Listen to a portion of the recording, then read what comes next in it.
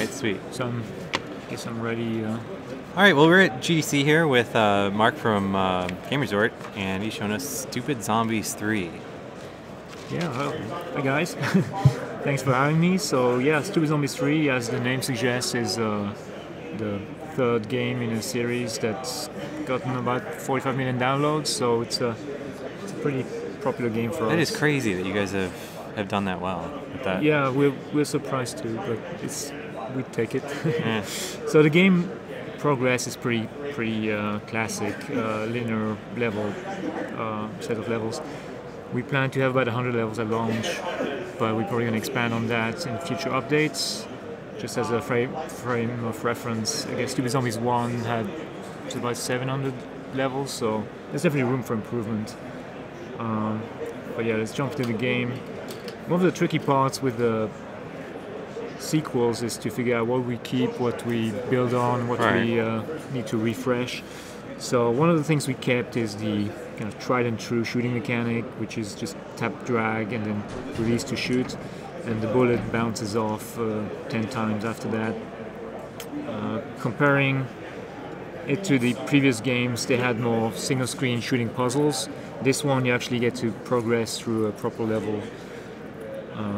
So if I try and shoot a barrel here again, I could shoot it directly, but just wanted to kind of highlight the helper line as well, so you get a little cheat here to see where the bullet's gonna. So you always have that line, or is that just easy mode? We had one. Oh, in this game you have it every time. Okay. There's gonna be some shots where you have to go beyond the 3 bounces to kind of get everything. So it's helping you making more interesting shots, but it's not gonna solve the game for you. So the game is turn-based. You see the shots at the bottom of the screen. Those are kind of the turns you take, and then the goals at the top. In this case, we have to shoot 25 blue, yellow, and red zombies. And as you aim, you can get a preview of the points that the zombie give you. So if you have 2 of the same color on the same shot, it gives you extra points. Another way to get extra points is to use physical objects to kill the zombies. So, for example, this tire here, if I shoot this platform, this striped platform, it will open up, and then the tire falls down and crushes the zombie at the bottom. So, in the more advanced levels, you have to use all those combos and tricks to get to your goals. This blue porta potty is a zombie spawn point, so whenever you kill the zombie that's in front of that, there's a chance for a new one to emerge. So cool. Another way to kill more zombies if you get those out of the way. Also, there's these chutes and ladders. So in some levels those are randomized, so your path through the game can be different on subsequent playthroughs, so that adds to the replayability, I guess. And also the position of the zombies and the type is randomized as well. So every time you play it, it should feel a little different. Awesome. So yeah, just trying to see which ones I need to get a, well, looks like a little bit more of everything here. So is this free, or is it gonna have a price tag? This is gonna be free with ads, and then if you use one of the in-app purchases, they will remove the ads. So in-app purchases would probably be for power-ups, and it's not in this demo, but we plan to have maybe a retry, so you can redo a shot if you really messed up. And the other power-up is a continue at the end. If you reach the end of the level, you still need a few shots. You might get a few extra bullets. So we kept the puzzle elements pretty low in this game, but there are still a few. So for example here, there's some zombies that are all boxed in. The only way to get them is to get the barrel to shoot up. And there's a little bit of timing here. So this will create a chain reaction. There we go. Cool. So it made the other barrels within the vicinity explode, and so let's see if I can actually.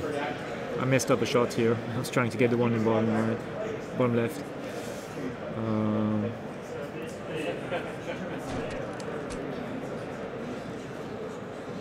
So as the levels get more difficult, there's more kind of timing elements and things like that? Yeah, there's timing elements. Definitely, those are more tricky. There are some that are just still hard to find the right angles, even with the first bounces. And then there's a bit of luck again. Like you might end up with the same zombies lined up, so that gives you more points and all that stuff. So yeah, it looks like I'm not sure if I'm gonna reach my zombie quota here. Actually, on the red ones, it looks like I'm a little short. But here I'm reaching the end of the level, and this is, we call it the last stand. You still have 2 bullets, but your character won't move further. So this is your last chance to get to your goals. So.